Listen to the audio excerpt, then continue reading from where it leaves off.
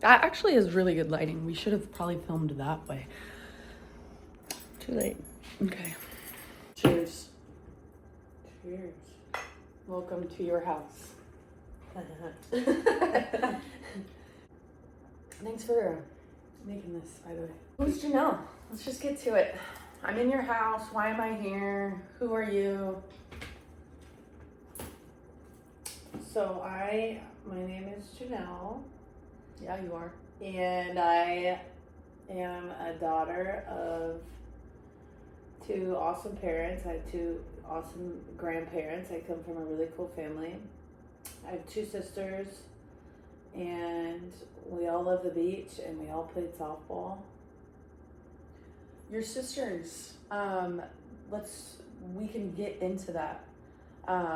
Because I'm sure they're a big reason why you played softball and why you still play, but let's talk about them. Your oldest sister, she just called you. She did that. You must be close with her. I'm close with both of my sisters. Yeah. But yes. So my older sister was like my best friend growing up. We were really close. She has 3 kids now. Love that. Love being an auntie. Mm-hmm. And I feel like you're good at it too. You talk about your nephews often. You're buying the best gifts all the time. I do hook them up. Yeah, they get good shoes for me. And it's strategic hookups. Like you're getting them catcher's gear. Is there a reason why? I got some catcher's gear for Christmas. And then you're getting them like body glove. Colton got a wetsuit. See, like, we could get into that too. The strategic gift giving. It's great. Because you Gift giving is one of my love languages. It's very apparent because you do it very well. I receive great gifts from you. Currently wearing a set. Brought to you by you. Jan's Jewel Co. Jan's Jewel Co., which is sidebar. You should relaunch that. I don't know why you stopped, but you're still kind of beading for your current kids. I bead them for fun. So wait, okay, you bead for fun for your current kids. You have a current, you work, and you're a freaking business owner. Remind me, what do you do? I know what you do, but tell the people. Let me jog your memory. Yeah. So I run my own business, training and mentoring softball athletes. It's called Lindvall Softball, real creative. But that is another piece of my sisters. They encouraged me to start it because I got out of college and I moved back to, near our family's beach house area. I didn't move to my hometown. And I kind of got like asked to do lessons, which I had done them in high school, but like just kind of funny how it started. It wasn't really intentional. I thought I was going to be a real estate agent. Actually, I was getting certified to be a real estate agent, and I had a whole like logo set up and all that. And then I ended up starting, like after a year of giving like accidental lessons to people asking me to go give lessons to them and doing Jan's Jewel Co. Now that you bring it up, I was like, okay, now I'm gonna like actually try to do this and brand it. So I flipped the house logo with the wave and flipped it into a home plate with a wave because I was a catcher. So yeah, it's been like a decade and I've been doing that and supporting myself and trying to help. That's awesome. As many kids as I can. It's been pretty fun. You're still able to sustain a living on your own, support yourself, pay your own bills, and help a softball community give back your gift. I've been very fortunate that, yes. What a concept. That is a delight. Not many people, that's like artistry of life. It's been interesting because it was like, I feel like I played softball, right? And I had the choice when I was done with college, I could have kept playing, and I was kind of like not about it, right? So, but that could be a whole nother You video. played for Team USA. So you did play during college. You played for Team USA at the highest level. You also played briefly for pro. Did you ever play pro? I did. Yeah. So you did touch, I think, every level. You've helped coach individual lessons and also clinics and groups of hundreds of kids at a time. You've put on camps of your own. How has it changed from being a player to a coach? Is it the same, or do you feel like there's a difference in your relationship to softball? Yeah, I think because what I was gonna say was like, yeah, I could have kept playing. I had the ability to. I just was kind of over it. Like, I wanted to come home to California. I wanted the beach in my life again. I wanted to be around my family and my. So I chose to coach, and it was kind of like, yeah, I didn't pick some like, money-seeking career. I was like, I spent a decade of my time like genuinely just trying to help athletes, and that's why I think that's the only way I feel like this is still possible. It's like a karma thing, a God thing, like, because I'm still to this day, I'm like, what, how is this my job? Like, how do I still create this? Like, yes, I work hard, but it's like crazy to me that I'm able to support myself doing what I do because I genuinely love my job still. Yeah, and you could tell, and it's also, I think you put that in the forefront too of, I think most people our young age of ripe age of 21 will think like, oh, I want to do this job and make this amount of money, sure, and buy this house and buy this car. But I feel like with you've always known like, I want to live by the beach. That is my happiness. So that's been your goal, and it's like, what is gonna make me be able to do that? You're really good at like diving into and it's been pretty cool because I've pretty much done that, creating your life. Yeah, lived in multiple beach towns, got to live in Hawaii, and none of that would have been possible without my softball experience or my softball connects, or so why do you think you choose to do this every day, and why do you think this will be something you think this will be something you continue to do? Or I think so. I think I enjoy it because it's more than softball.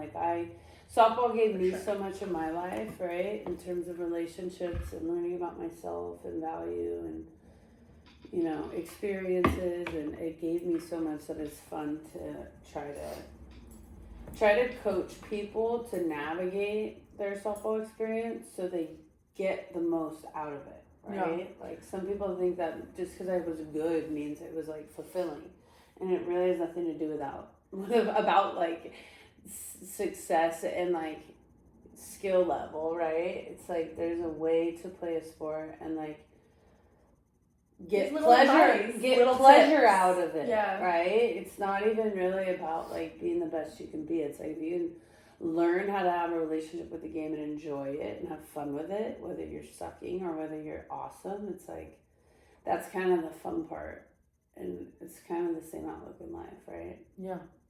And I feel like a lot of it is applicable to life too, because I'm sure you notice, like, sure, making a great play back in the day when you played, you don't really remember that, right? But for sure, I remember the lives I've touched as a coach. Being a coach at the university level, I remember conversations I've had with kids that, weren't really doing well with what the messaging of one coach. So I bring them to the side and I have a conversation and it clicks for them. Sure. Or, coaching at, a different level, like a one-on-one. Like a one-on-one with a kid, you might notice a change in the way that they move or their emotions 1 week to week, and you are their mini therapist for the week. So have you been able to notice that in your life, where kids come into your life and you aren't just a softball coach? Yeah. Like, oh yeah. Yeah, like, it's interesting because I studied psychology. That's what I was into, and I like studying that and the mindset of everything. And yes, I applied it to sport for myself. So yeah, like, that's what I like about coaching. That's what I like about mentoring athletes, is kind of like the whole mind frame of everything, which people think it's just sport, which is funny, but it's like, no, from the decade of time that I've been doing this and the amount of like things that are presenting themselves that are like outside of softball, like that I feel like whether I'm equipped to mentor them or it's something I have to go learn to get better at guiding them or helping be like a resource for them when they're going through A things safe like, space. yeah, anxiety, depression, eating disorders, injuries. And it's weird family because issues, you're not a money professional on this, but you could see. No, but I'm fortunate like that my education at Oregon and like my choice in studying psychology, like there's so many people that told me like that's a broad major, you're not gonna apply that, and I'm like, to everything. yeah, like I'm totally using it, you know, and I'm totally doing my best, right? And sometimes I think, especially with youth, like they kind of just need someone that they trust to listen, you know, is just as important as like getting advice, right? And you, like, working with the youth, I feel like is very important in sport, and keeping it fun, keeping it still at a point where they can learn and develop the right skills, right? So Right. is there a way that, you know, you found successful to share with kids? You know, like each kid's different to coach, you know. Is there one answer? Maybe not. There's not a band-aid solution for every kid, you know, but have you found a successful way, an approach to coaching, you think? Yeah, I mean, I think it's hard, and I think like on a business standpoint, like there's so many Do you people. have any advice for coaches for this? How to approach coaching? Well, yeah, like I think that like I was gonna say, for me, like people approach me and are like, "Why are you still giving private lessons? Like you should be scaling your business. You should be making more. You should be doing this. You should be doing that." And I'm like, Sure.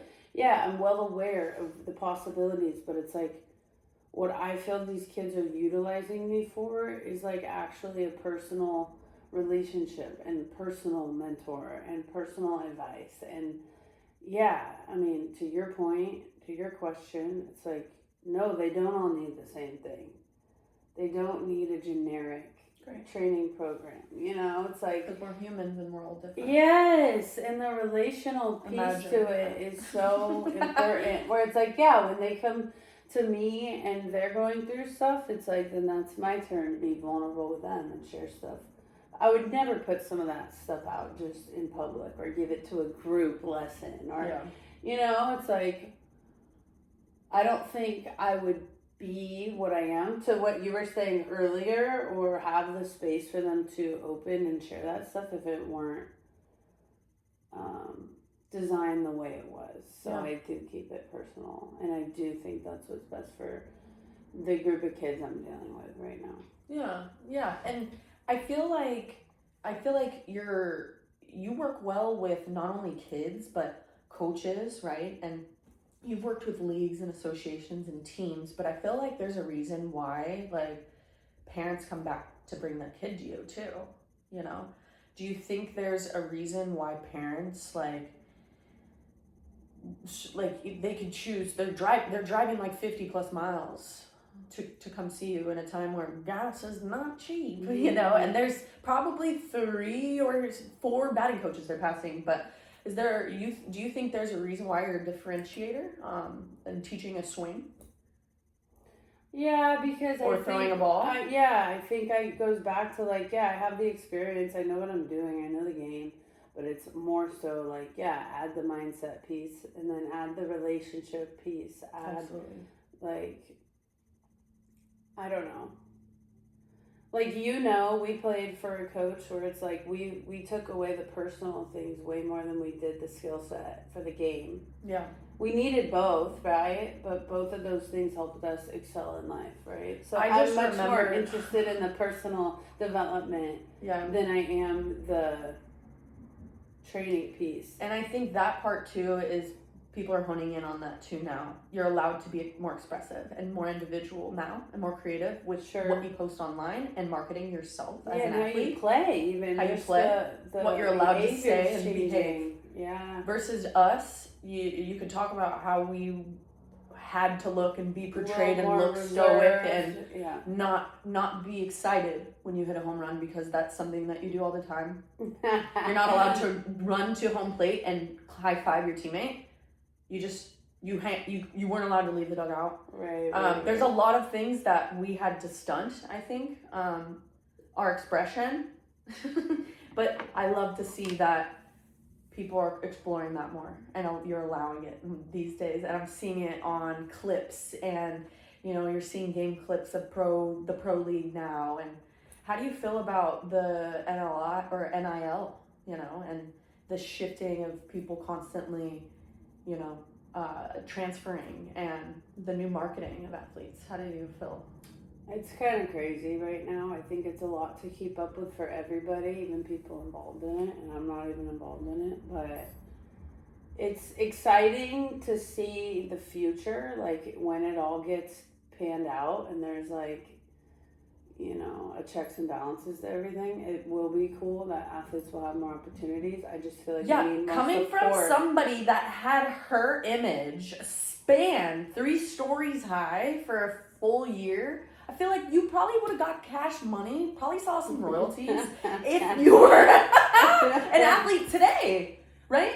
My image was on a bus from Eugene, the EMX, to Springfield. You think I saw royalties for those 2-city multi-line buses? No. People are like, hey, I saw you on the bus. And I'm like, I didn't ride no bus to school today. I saw you on the bus. Boom, there goes my image and likeness. Do you think they asked me?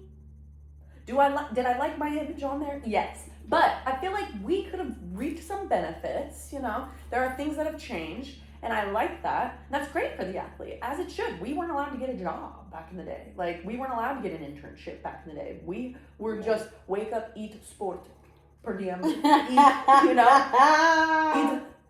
again. Win championships. Eat again, here's money. Repeat. If you do a sweep, you'll get cheesecake from Cheesecake Factory. No wonder I weigh 200 plus pounds. It's not wrong. We'll feed you, but here's per diem money to feed you in 5 minutes. Oh, man. I don't need... Okay, sure. Let me sign. Thank you, Money Megs. But yeah, it's interesting, and I'm very excited for athletes, and they're about to get what they deserve, their hard work. But I also find, like, it's so interesting and scary, like, the how colleges, you can just jump ship. Yeah. There's no loyalty. Seems like people aren't working as hard. But that's another topic for another day. Yeah, and you can just market yourself in other ways. But are there any exciting projects upcoming that you don't have to share all of them at once, but are there any, maybe one that you're thinking about or that's been in the back of your mind, you're like, yeah, I'm excited for this? Yeah, I have a few. So I will be soon training kids on a hybrid program. So more of the mental stuff and more of the personal stuff. Doing it 3 years ago. Yeah, they'll have it more as like a structured space for that, right? Okay. And that'll be on your website. People can boom, boom, boom. Yeah, I'm gonna probably offer calls to outside people, but this will more be for my clients that are in the program to start. But Nice. yeah, so that's gonna be more built into the training, and then as you know, I have moved town, so I also want to start doing some events locally. So that'll be new for me too. So where do you, living in Los Angeles, right? Like you were living kind of on the outskirts of it. Now you're actually in LA. Do you want to share the specifics? Yeah, so I'm a beach girl, and I ended up in South Bay for now with She's plotted herself my nicely best friend next to me. and some family members. Selfishly love that you're here. So I can skateboard to you. While I'm here, I'd love to help some local athletes. Why not? Yeah, I think it'd be fun. You should collab. I feel like there's some questions that I wrote down, but I feel like we've talked a lot already, and we're already at 20 minutes, dude. This is crazy. We could do this all this is day. who, what, when, where, and how. So pretty much we already answered those. Story into the hometown. You don't need to talk about that. Friendship timeline. When we met, was probably, I was in middle school and it was probably 8th grade, Lakewood Firecrackers. You were already on Tony Rico's team at the time, I think, when we first met. And I just remember you were already on the team with the shorts and the stirrups. And I'm like, wow. I think I even played you, though, against you the year before that, when I was on that 16 and under team, Firecrackers. Okay. So I'd played against you a couple years before being on your team. But here I go, the little culture kid, popping myself into the OC system, but I didn't realize you were driving, not from OC. You were driving yourself without a license. Me too, sometimes without a license. I had a permit.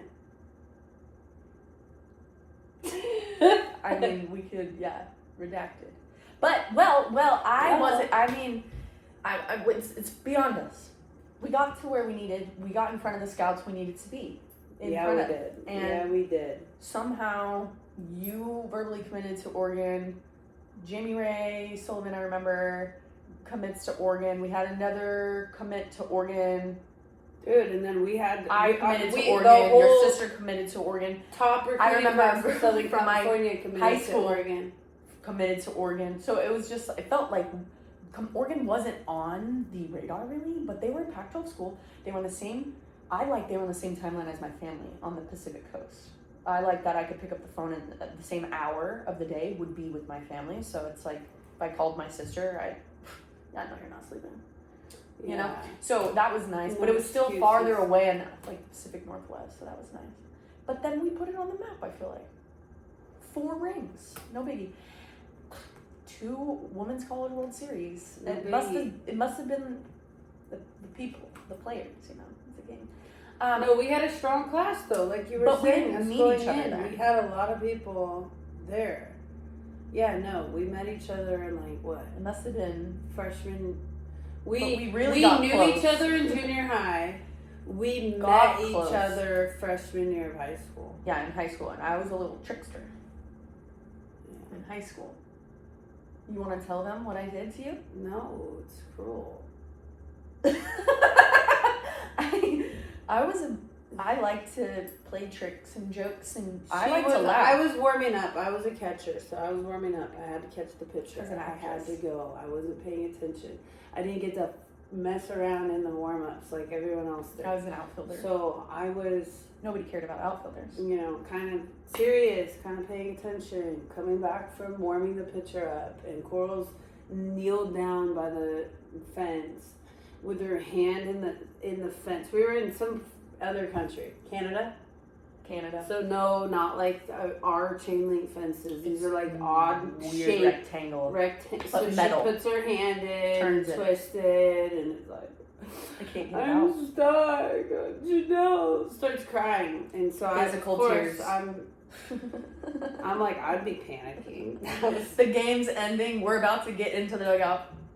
So everyone's wigging out. I'm like, she's like, I don't know. Don't leave me. Why don't you fake cry for them?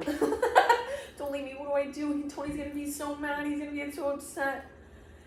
You start freaking out too, and there's some tears forming in your eyes. I don't think you actually cried, but you start wigging out. I can see I'm fear. like You're like, claustrophobic. okay, it's tripping me out. You need to calm down. We're gonna get you out of there. And it was just, you became fully committed to getting me into safety. And what was I supposed to do? I stopped the Laugh? tears. I went like this. I pulled it out and I said, just kidding. And I grabbed my gear bag and walked away. And this is a World Cup game, by the way. Like, we're playing, like, Team Canada. We're playing against giant Chinese Taipei teams sometimes. Like, we play those big teams. Czechoslovakia. Why? We're 16. We are 15 years old. They should beat us. Tony, what are you doing? Why are we in Canada? The finest in My the parents States. aren't even here, and I'm rooming with 2 other firecrackers in the Pink Palace. Anyways, but okay, so that was a fun story. A lot of trickery, and college was so fun. The Dollar Tree story. That was a good day. We're gonna put the photo right here. What happened that day? You got in trouble by Nike. Nike called our equipment manager because somebody on Nike was watching ESPN. Well, give them the story first. And right? they said, basically, Nike was watching ESPN and called our EQ guy during our live game. Yeah, and told him to take it off. Those aren't Nike issued. Those girls need to remove those. Okay, well then give us Nike sunglasses, right? So, well, they surely should have just provided. But okay, give them the story. Where were we? You were in Phoenix, Arizona. We were on a road trip. Just let me tell it. You're gonna jump the gun. Hot. We're on a road trip. It's hot. We're from Oregon. We don't play till nighttime. So they come up with frivolous shit stuff for us to do. Yeah, that's okay. You're allowed. Frivolous, stupid things to do. Oh, warm up in the parking lot while your shoes are melting. We're playing a game. Yes, a softball game, left-handed. So we're like, this is stupid. We're in our travel sweatsuits. It's well, you have to all wear the same thing. 8 degrees. Everybody has to wear the same thing in the parking lot downstairs. So we were downstairs kind of early, and there's a double Dollar Tree in the parking lot. So we walk over. We have a shopping problem. We'll get to that later. Yeah, a new episode. So we're like, all right, you want us to play a softball game? That's fine. We're gonna ball out. So we show up in Dollar Tree glasses that are like sporty. We bought $1 sporty, it's like silver ones. Reflective, like not cute. Not cute. Kind of make fun. You'll see them. We'll show them. And then so we wear them for this warm up game we have by our hotel parking lot to burn time in the middle of the day. And but they worked well. It's funny, yeah. I wasn't it's squinting. Not bright. We're feeling good. I'm from Oregon, so this is really bright over here. Like I need these. So that was the purpose of the purchase. Yeah, got it. Wore them for that. Then a few hours later, it's time to get ready for the game. We get ready for the game. We still got them. And we still got them on a person. We both walk down to the bus. And we're both wearing our shades still. So we're like, all right, let's roll with it. Okay. We'll make it kooky, crazy. So it's Arizona. The sun's not down yet. Even though it's late in the day, it's still bright. Very good. So we're warming up. We keep the shades on. We're very bright. Laughing. We're having such a great time. And nobody's telling us at this point. Like, no, like people have seen us like this all day. Okay. It's like they're desensitized to it. Yeah. Like we're just wearing them, right? Mm-hmm. But little did we know, our eyes were also desensitized to the sun. Oh, so gosh. I go up, I'm a catcher, and I batted fourth in the lineup. So she's first inning. Game's probably like 6 o'clock or something. The sun is setting right in center field. So it's like, I'm on deck, and I'm like, kind of forgot I have these shades on my head. So I'm like, take these off. So I take them off, and then I'm like on deck, and the sun is so bright because my eyes haven't seen real sun all day. I've been wearing these stupid glasses. So I'm on deck like crying now. Like I can't see. I can't see anything. So I'm like, give me those stupid glasses. So I put the glasses you have to keep them back on. You have to keep them on. I go up. I think it was Trisha Parks was pitching too. Love Trish. We played travel ball with her. Yeah. She throws hard, but I was just hard. like, I don't even know how I saw it because I didn't see it. But first pitch, I just hit. It was the lowest home run I've ever hit in my life. It was just like a flat. I wonder if home run. I wonder if we can find footage of that. Home run. Flat home run. So I'm like rounding the bases. I'm like still a little bit unsure. We're not at home, so there's no cheering. But I was like, did I just hit the ball over the fence? Like I didn't even see that ball. I couldn't see anything. So that clip from the first inning on was getting played over on TV. I'm catching. I'm behind home plate, the same view as hitting. I'm like, I can't see. So never in my life have I worn shades with a mask on my face, ever. And I'm back there with like these. I I kind of remember this. We had to keep them on. I had to wear them in And center then field. it's like the third inning, you make some phenomenal diving catch on like a shallow ball in center field, lays it out, fucking throwing side. And that keep getting replayed. So it's you and me. It's me trotting the bases in my glasses and her diving out in her glasses. But I think, you want to know the funny part? I think we drew fake Nike swooshes on these things. Yeah, with a silver Sharpie. I remember asking Coach a backward swoosh and a front swoosh. Like, I remember doing it. And, like, strategically making it seem like, okay, these were sport issued, team issued. We're in the dugout. I remember us. I don't remember. We were in the dugout, though. I don't remember if we were on offense or defense. But I remember John Mitchell. Someone came up to us. John Mitchell. He was on the trip. Yeah. Our EQ manager. Yeah. Comes up and goes, ladies, you got to take those off. Like, he's so sweet. Thank goodness the We sun love was John. down by like the fourth inning, so I was fine. I could see, but We got in trouble for wearing Dollar Tree sunglasses by Nike. But that was one of In my theory, best that's kind of funny. memories. I tell that story a lot to my kids. It's still on my Instagram feed. Like, I will not ever remove that from my Instagram feed. Like, that is something that will live. I will never, like, if you go, it's on there right now. And I'm going to put it up for sure. But, dude, the throwback story was something I did want to talk about to Dollar Tree. Check but that off the list. That stems into our shopping problem. But I don't think, we don't need to get into that today. if we get in the same store, we will. We should do that in a store one day. Come shop with us at TJ Maxx. I think my necklace probably is back. Yeah. Okay. So, I think you have a crazy amount of energy, and you have to be an entrepreneur. And is there anything that you can maybe share with why you think you're so productive? Or maybe, do you find yourself not productive? Or do you think that's just a normal way of living? Like, do you have systems that keep you, daily routines? Do you have anything that you might want to share for, like, maybe productivity? Yeah, I mean, I think I probably have ADHD. Yeah, you and me both. I mean, that might be part of it, but I know a lot of people who have it and like think it's a problem and take medication for it. And I think if I have it, I'm just kind of like, you channel it, right? I know a lot of people that like have tendencies these days, and they think it's like some disease or some problem. Like, it needs to be cured or solved or medicated. Yeah, but it's like absolutely it's not. Just I like think that's what makes know me yourself and navigate it. And like, I think I'm so fortunate, but it's like I get to work in a realm that's like I actually enjoy. So it's like, yeah, you can create. It's not hard for me to be productive. It's not like I have a boss telling me to do shit I don't want to do.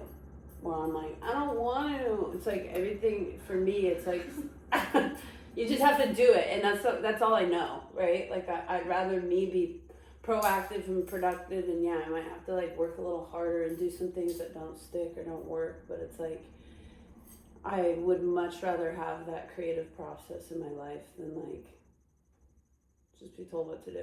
No, yeah, the openness of being able to be flexible.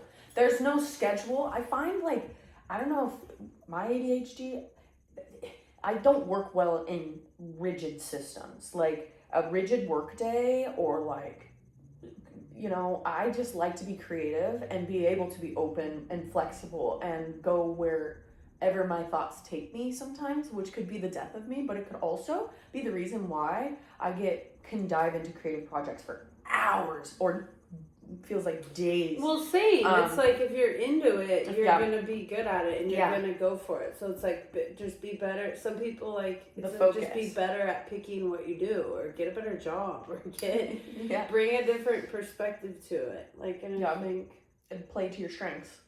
We both like the creativity piece. Yeah. Maybe it's the ADHD. Yeah. Who knows? I don't know, but. Productivity, I always you want to work feel well like in environments that you don't get told what to do. Like, you are your own boss, you know. Like, and If you don't want to throw soft toss because your hip hurts, you have the ability to be crafty and creative with the way you teach. Maybe you do machine, maybe you do bounce stuff, maybe you do tee work all day. Maybe they are doing med ball tosses instead of you pitching to them because your hip hurts in a day. Whereas somebody that says, Janelle, you're teaching this today, and it's like you have no say in what you're teaching. You are your own coach. You get to create your own systems, and I think that's what works. That's why you're good at what you do. Absorb what the kid is going through, and then you have to creatively piece together what you know. Yeah. You can't just slap what you know in their face. It doesn't work like that. Yeah. So there's a lot of things that are creative about my job, and I enjoy that. I mean, it feels like there's always something to do. I think that's why it's like, my body doesn't know the state of like, let's just sit down and do nothing. It's like, even if I'm like creatively brainstorming about work, that's like fun for me. Yeah. Where some people are like, it's so don't fun. Think about it. But I love doing that stuff. My sister's in my head. Same as softball. I didn't practice it that much, but my brain was obsessing over it. Low key. That's why I see it. I see myself making diving plays all the time back in the day. Climbing the fences, doing over the shoulder catches. Why am I picturing that right now? That's stupid. But that's probably why I was successful. Yeah. I was thinking about the stupid, the unthinkable stuff, you know? Being Delulu. I was being Delulu before people were calling it Delulu. But I wanted to end with something unique. I wanted to give you a piece of paper, and I want you to write a quote. And maybe it's a quote that you formulated, maybe it's a quote that you've been told, or maybe it's a quote that you live with that you want to share, and that is, it could be on any topic, and it could be related to exactly any what topic. I'm gonna write. So if you will, I'm gonna hand you this writing device, if you will. The idea is a quote that you want to share, maybe to folks. Could be advice. Ooh, you got the full signature. Okay, what are you gonna share? My quote is gonna have significance to you because this was a quote our travel ball coach used to say, but this has stuck with me for everything. Do you want me to show him or say it? Oh, both.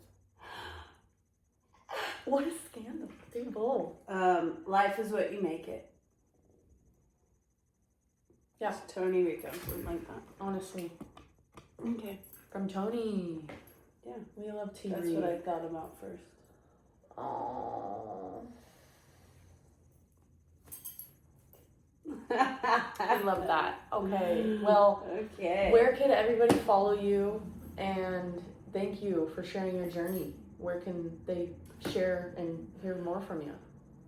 So my name is Janelle Lindvall, and I have a lindvallsb.com is my softball website. My Instagram is lindvallsb as well. Don't look at me. I'm like, what is it? You could probably find my personal one, but I'm not going to give that. No, you add it. Come on. You're single. You're not married. She's not married. And neither am I. And I would love a man. Tall, dark, and handsome. All right. Well, I'm manifesting. This is my show. Anyways, so can they follow you on your Instagram? JLindvall26. That's great. And thanks for coming on Talk Story. And the idea... Anytime you come over, anytime. I might have to bring you back on the show. Or we might go explore shopping. Hold on. What was I supposed to say? I don't know. Hey, if there's anything that resonated with you, hit that comment section. And shout us out on what you want to hear next. To all the followers. We want to hear your comments. If there's anything that resonated with you. And I just want to let you know you can shop. Follow me. You can shop my Etsy art coastal print store, I sell art prints. That's right. They're beautiful. On Etsy, and sometimes I travel around and I mostly take videos, but sometimes I'll snap a cool photo, and sometimes you can buy that print on that Etsy shop. So go and do that. I would love you to be the first customer. Just kidding. I've made sales. I've made sales before. Okay, well, see you later on Talk Story.